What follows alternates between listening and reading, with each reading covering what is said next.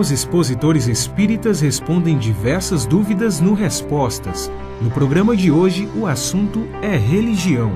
Divaldo Franco esclarece como orientar médiuns de outras religiões. Marcel Mariano comenta se um médium pode trabalhar em um centro espírita e uma casa de umbanda ao mesmo tempo. E Wagner Paixão responde por que o preparo para o trabalho mediúnico no espiritismo é maior do que em outras religiões. Como orientar médiuns de outras religiões?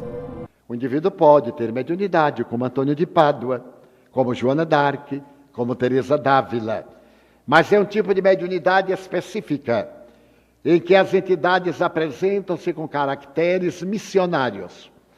O espiritismo é o campo próprio para as atividades mediúnicas, face à sua ciência de investigação. Como orientar um médium que chega? Primeiro, educando, levando a estudar o espiritismo, a saber o que é o espiritismo, estudar o livro dos médiuns, a saber o que é a mediunidade, para então poder exercer. Se eu vou ser um pedreiro, eu chego e digo, quero ser pedreiro, o que é necessário?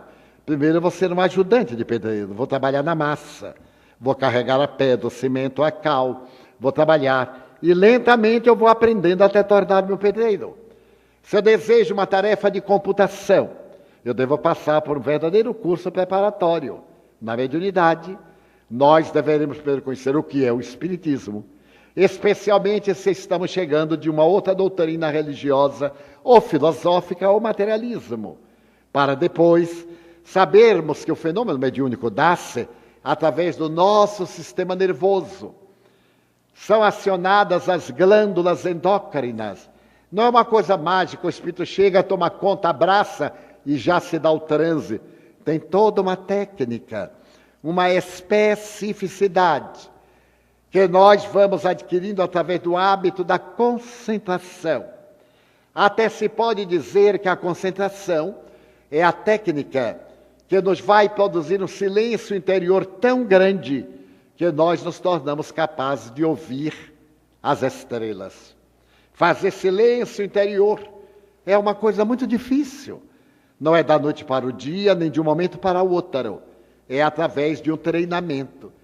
E para isso as instituições espíritas mantêm cursos de mediunidade. A Federação Espírita do Maranhão mantém aqui a programática da Federação Espírita Brasileira, desde as atividades infanto-juvenis até aquelas de orientação da mediunidade. Então, o centro espírita que não esteja adequado, informa-se junto à Casa Mater, que não apenas ajudará, mas também enviará pessoas hábeis para poderem ministrar o curso próprio de mediunidade. Por que o preparo para o trabalho mediúnico no espiritismo é maior em relação a outras religiões? É uma questão complexa.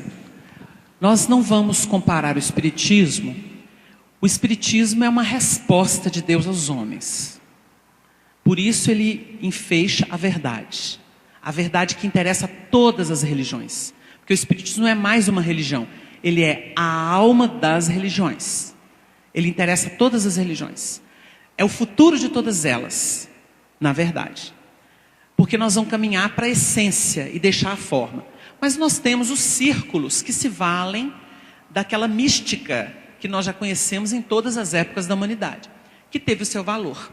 Por exemplo, o Emmanuel vai estabelecer que o medo, o temor é o berço da fé.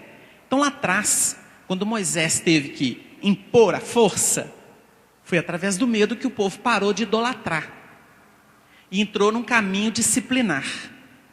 Então nós entendemos que foi uma providência. Criou-se em torno dele uma aura de profeta, de Deus até, o Deus encarnado. Era pertinente a uma época infantil, em que a alma era infantil. Por isso ela era politeísta, por isso ela valorizava coisas externas, não dando valor ao que é essencial. Nós vamos viver isso hoje, de alguma forma, como mudanças, com novos ingredientes no psiquismo, no coração das pessoas. Então nós temos as religiões afrodescendentes, o seu mix, né? Porque se vincula também ao catolicismo, pega influência daqui e dali, de modo que esse sincretismo, ele é um laboratório, ajudando muitas almas naquilo que elas trazem, naquilo que elas dão conta, naquilo que elas sabem fazer. Ninguém vai desprezar o trabalho de um preto velho, que foi um ex-escravo com sua sabedoria, com sua bondade. Ninguém vai desprezar um índio que lidava com as matas, com as energias da mata. Agora, fazer deles deuses é uma ilusão, porque o Espiritismo veio explicar a hierarquia espiritual. Eles estão operando em nome do amor. Que bom naqueles círculos. Agora, se falar que isso é Espiritismo, é mentira. Então, o espírita, o que caracteriza a sua atividade? Conhecimento da verdade espiritual que foi revelada pela mediunidade, por fenômenos. As mesas não giraram? Não responderam? Não eram as mesas, mas Allan Kardec estudou e descobriu que na verdade era o médium que fornecia o fluido e o espírito tangia a matéria. Então nós estudamos a incursão dos espíritos na matéria, utilizando nossa energia e se fazendo sentir. E estudamos o médium se educando e indo até o mundo espiritual e trazendo os relatos. Então nós educamos o processo, tornamos o processo simples, sem excesso de mística, de ritual. Agora, se a pessoa gosta de ritual, ela deve procurar o ambiente dela.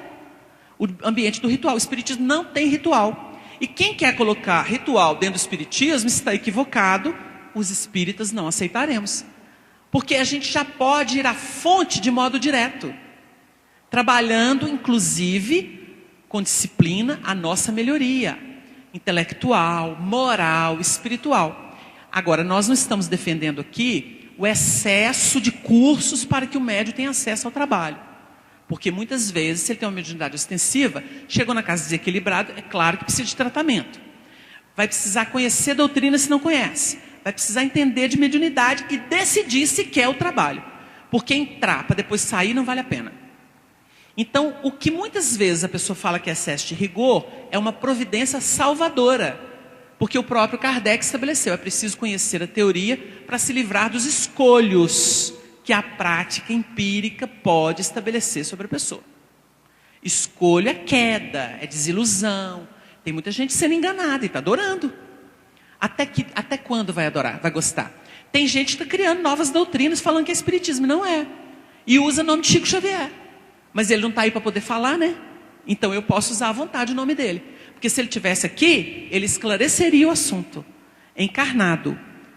Porque as fontes que se tem, elas não querem se comprometer, porque virou polêmica. Mas uma verdade só é verdade quando todos os espíritos falam a mesma coisa. E isso o Espiritismo ensina para o mundo. É universal? Então é respeitável. Não é, põe de molho e vai fazer o que é universal. Isso é o que interessa. Então vamos estudar, porque a ignorância é reduto do mal, muitas vezes. E a criatura pode passar por graves danos pessoais se não busca o esclarecimento e o caminho melhor. Não foi por acaso que Jesus recomendou a vigilância e contou parábolas para ilustrar isso. Porque muitos falsos cristos e falsos profetas se levantariam, falando em nome dele.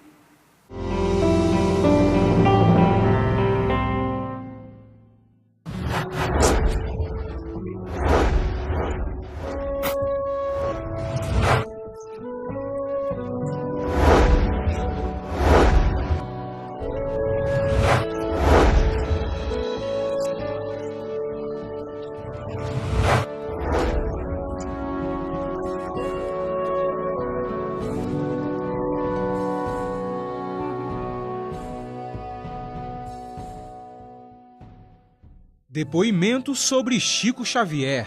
No ano em que Chico Xavier faria 100 anos, a FEB lança Depoimento sobre Chico Xavier. Nessa obra você vai encontrar informações precisas com relatos de parentes e de antigos companheiros de ideal do médium. O livro ainda acompanha 2 DVDs com mais de 300 minutos de duração, contendo depoimentos de pessoas que conviveram com o médium espírita. Ele acabou se mostrando para nós como um exemplo a ser seguido, um exemplo próximo, bem perto de nós aí, no atendimento aos mais simples, atendendo à necessidade das pessoas nos seus mais variados aspectos, renunciando ao máximo a tudo em benefício do próprio semelhante. Então nós temos na figura dele aquela figura que realmente vivenciou o Evangelho.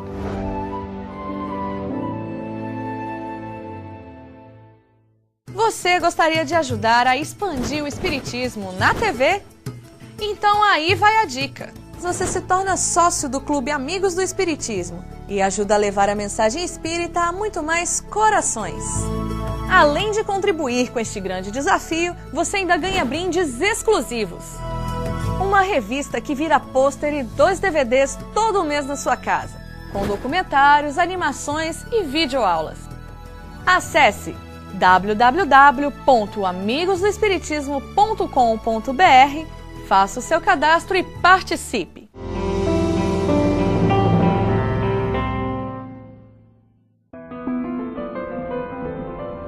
Um médium pode trabalhar em um centro espírita e em uma casa de umbanda? A segunda não é espírita, pela pergunta de umbanda. Jesus colocou que não se serve a 2 senhores. Pode ser que na intenção da pessoa seja mais nobre, mais digna, e vamos aproveitar esse lado. Mas a qual senhor esta pessoa quer servir?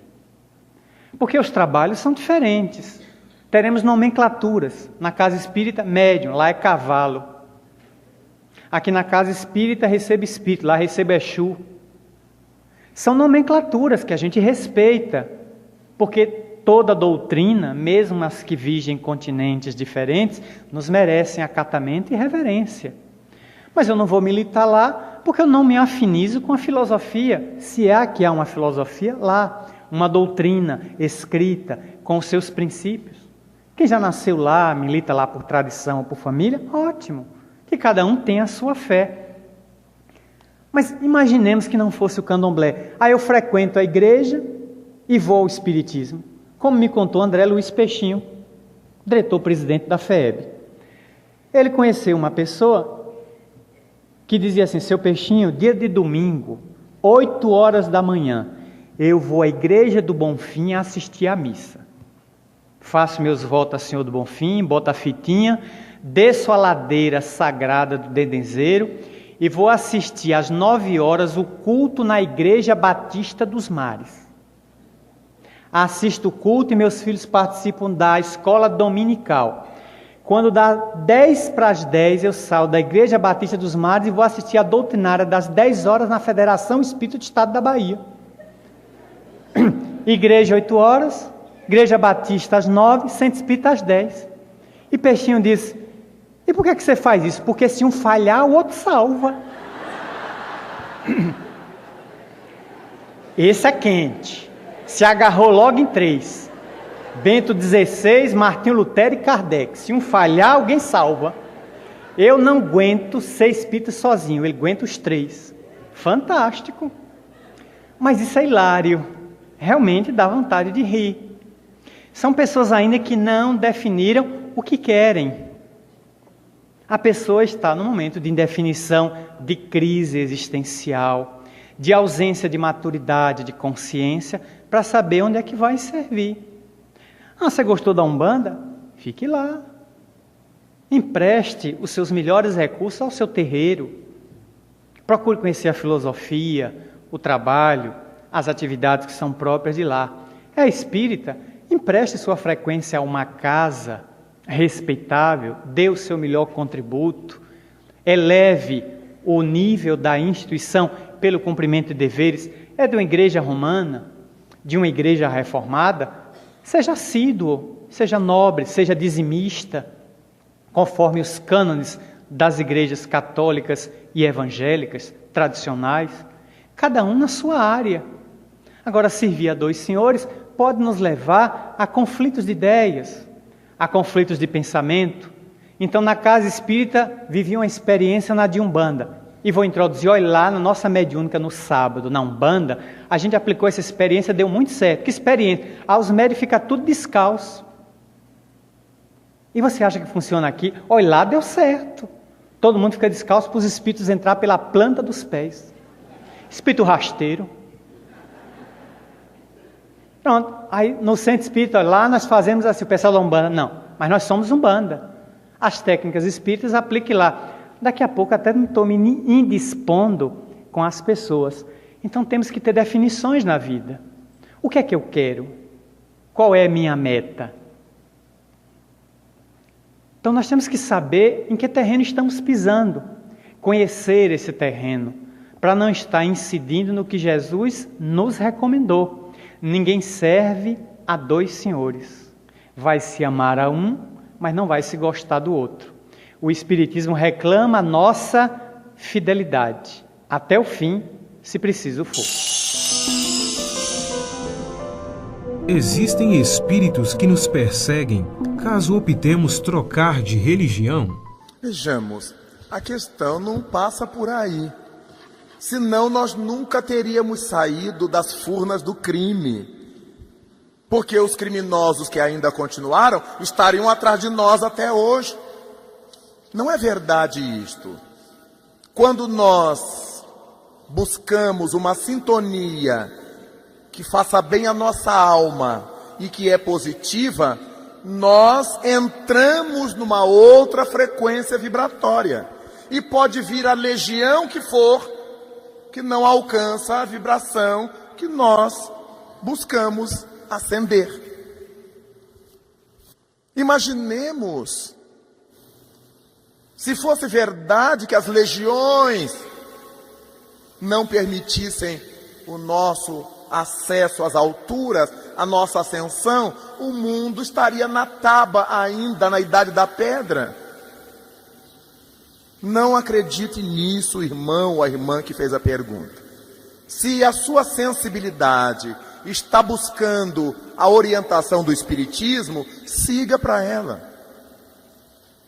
Realize o bem que puder, estude para ser lúcido. E nós ajudaremos a nós, aos que nos cercam, e ganharemos a simpatia das entidades de candomblé, que não são espíritos do mal, são espíritos que vibram na sua sintonia. Então, em qualquer lugar onde haja entidades maléficas, elas poderão sim querer obstar o nosso crescimento, a nossa ascensão. Mas nada que a perseverança no bem não possa tratar. Caso contrário, teria sido uma loucura a nossa opção pelo Cristo. Porque teríamos que ficar a vida inteira sofrendo o acicate das entidades da sombra que brigam com o Cristo, ou que teimam em brigar com as forças do bem.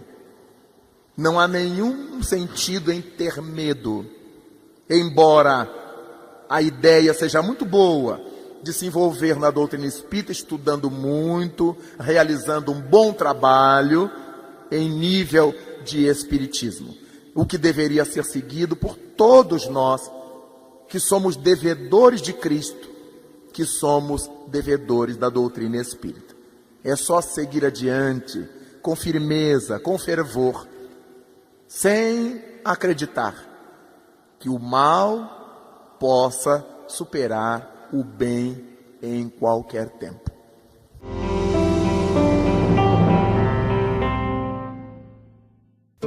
Pais e familiares. Deus colocou o filho sob a tutela dos pais, a fim de que estes o dirijam pela senda do bem. O Livro dos Espíritos, questão 582. Levem seus filhos à evangelização espírita.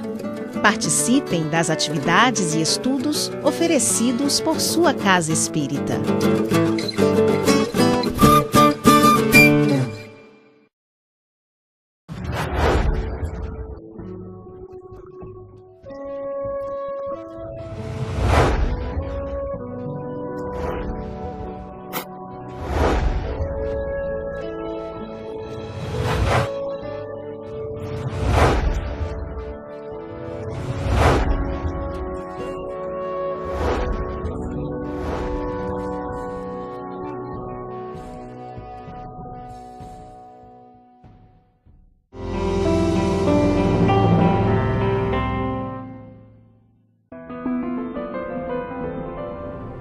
que é a quarta nobre verdade e o quarto tipo de fé?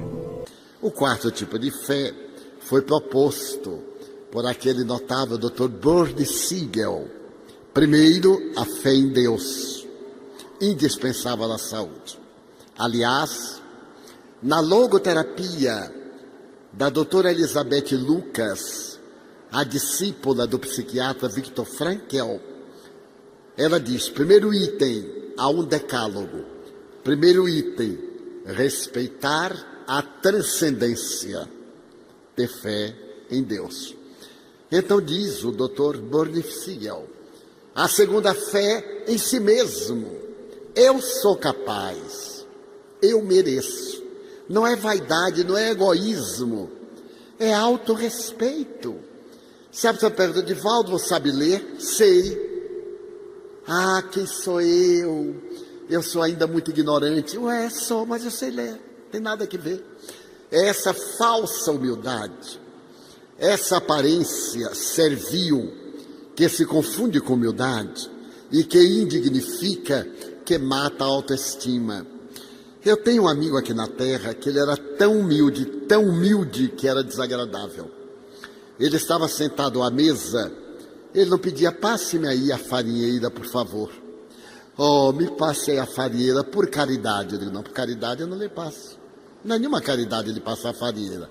Era esse tempo para a gente comer. Por favor, sim, porque é um princípio de educação. Agora, por caridade não, é um fingimento. E ele me dizia, ai, Divaldo, eu não sou nada, eu sou um rato. E no fim de tempo eu compreendi que era mesmo, era uma ratazana. Era somente capa.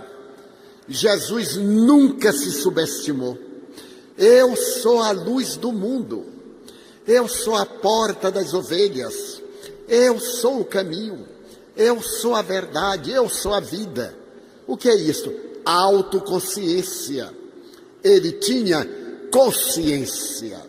E ninguém pretende ter sido mais humilde do que ele, ou competir na sua humildade. Em nosso nível, nós deveremos ter uma autoestima que nos valorize.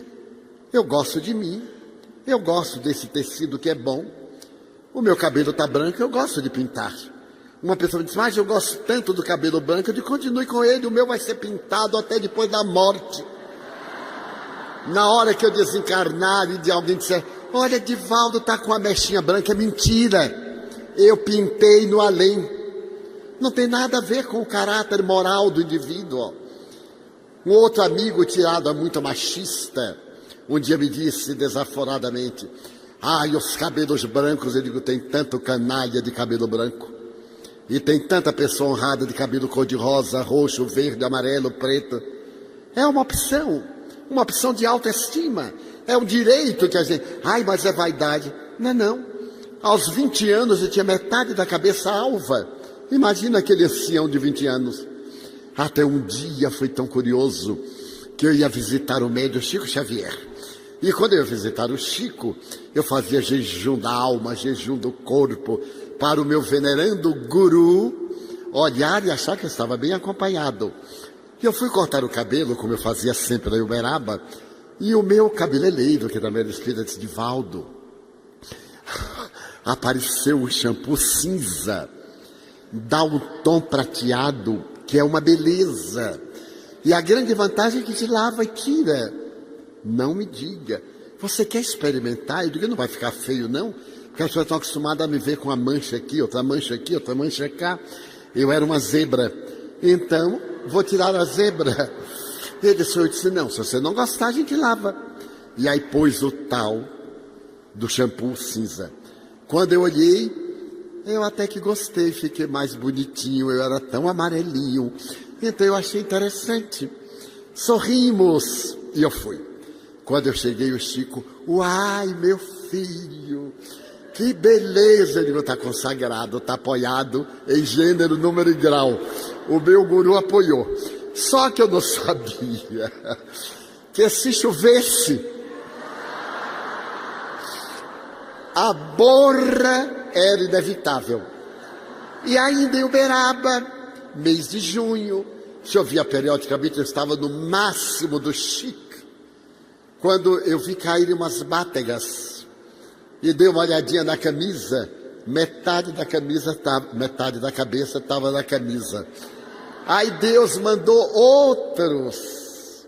E agora um americano de 5 minutos. Eu acordo assim com aquela cara de 80 anos, aquele maracujá. Aí eu entro no banheiro, tchan, tchan, tchan, 5 minutos, lavo e saio, aquele play vaca de 40 anos. Então, quando eu falei isso ao meu amigo, ele disse assim: Divaldo, e como é o nome do shampoo? Eu digo: meu shampoo e o de Silvio Santos são 2 segredos de Estado. Não conto a ninguém. E o mais fantástico foi quando eu visitei o Swami Sai Baba. Sai Baba estava com 70 anos quando eu visitei. E ele tinha o cabelo black power, negro como a asa de uma graúna. Então, como eu conheço do ministério, eu dei uma olhada caprichada dos pontos vulneráveis e eu vi que ele também usava quase o mesmo produto americano. Quase que eu disse: "Ei, colega, hein? Vamos dar os braços." Quero dizer que a gente é criatura humana, é pessoa, é simples, é tão fascinante ser e não parecer. Ter a alegria de viver, gostar de si, preservar a saúde. Eu a preservo porque prolonga a minha vida. Não fumo, não uso bebida alcoólica, não me permito extravagância dessa nem daquela natureza. Procuro alimentar-me com os cuidados recomendados. E, acima de tudo, ser o servo daquele que me chamou à última hora para trabalhar na sua seara. É a maior honra da minha pobre vida. Então, fé em si mesmo. A terceira fé no médico. Acreditar no médico. Porque a gente vai ao médico, será que ele vai acertar? Não gostei da cara dele. Olha, ele pode ser um excelente médico com uma cara feia. E pode ser um péssimo médico com uma cara de artista de Hollywood. A quarta fé é a fé no tratamento, na medicação. Fazer o tratamento com rigor. Nós, latino-americanos e brasileiros, começamos o tratamento muito bem. Se no terceiro dia não deu resultado, negligenciamos. Se melhoramos, já abandonamos o tratamento. Não. Fé no tratamento até o fim, até o médico dizer: vamos agora substituir o remédio, vamos interromper, porque esse trabalho é dele. O nosso é atender a sua prescrição. A quarta nobre verdade: já que nós estamos com sofrimento, deveremos empenhar-nos muito para superar o sofrimento. E então Buda apresentava uma proposta de 8 itens, que são aqueles que eu referi, os 4 primeiros pelo menos. Pensar corretamente, falar com retidão, agir retamente, perdoar indistintamente e assim por diante.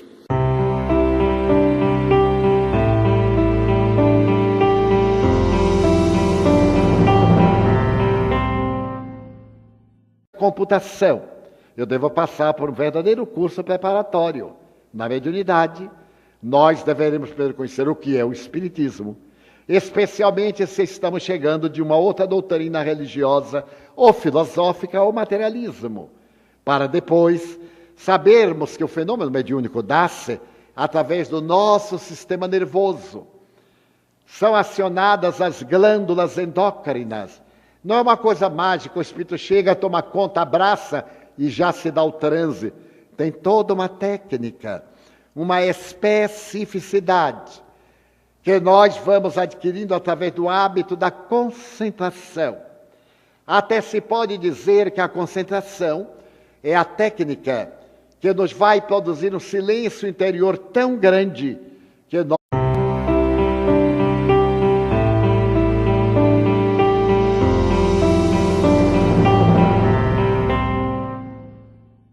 Os expositores espíritas respondem diversas dúvidas no Respostas. No programa de hoje, o assunto é religião. Divaldo Franco esclarece como orientar médiuns de outras religiões. Marcel Mariano comenta se um médium pode trabalhar em um centro espírita e uma casa de umbanda ao mesmo tempo. E Wagner Paixão responde por que o preparo para o trabalho mediúnico no espiritismo é maior do que em outras religiões. Como orientar médiuns de outras religiões? O indivíduo pode ter mediunidade, como Antônio de Pádua, como Joana d'Arc, como Teresa. Nós nos tornamos capazes de ouvir as estrelas. Fazer silêncio interior é uma coisa muito difícil. Não é da noite para o dia, nem de um momento para o outro. É através de um treinamento. E para isso as instituições espíritas mantêm cursos de mediunidade. A Federação Espírita do Maranhão mantém aqui a programática da Federação Espírita Brasileira, desde as atividades infanto-juvenis até aquelas de orientação da mediunidade. Então, o centro espírita que não esteja adequado, informa-se junto à Casa Mater, que não apenas ajudará, mas também enviará pessoas hábeis para poderem ministrar o curso próprio de mediunidade. Por que o preparo para o trabalho mediúnico no espiritismo é maior em relação a outras religiões? É uma questão complexa. Nós não vamos comparar o espiritismo. O espiritismo é uma resposta de Deus aos homens. Por isso ele enfeixa a verdade que interessa a todas as religiões. Porque o espiritismo não é mais uma religião, ele é a alma das religiões. Ele interessa a todas as religiões. É o futuro de todas elas, na verdade. Porque nós vamos caminhar para a essência e deixar a forma. Mas nós temos os círculos que se valem daquela mística que nós já conhecemos em todas as épocas da humanidade, que teve o seu valor. Por exemplo, o Emmanuel vai... Dávila. Mas é um tipo de mediunidade específica, em que as entidades apresentam-se com caracteres missionários. O espiritismo é o campo próprio para as atividades mediúnicas face à sua ciência de investigação.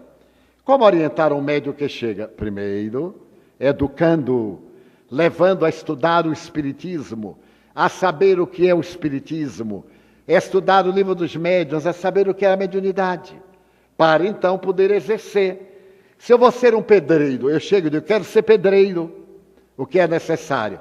Primeiro eu vou ser um ajudante de pedreiro, vou trabalhar na massa, vou carregar a pedra, o cimento, a cal, vou trabalhar. E lentamente eu vou aprendendo até tornar-me um pedreiro. Se eu desejo uma tarefa de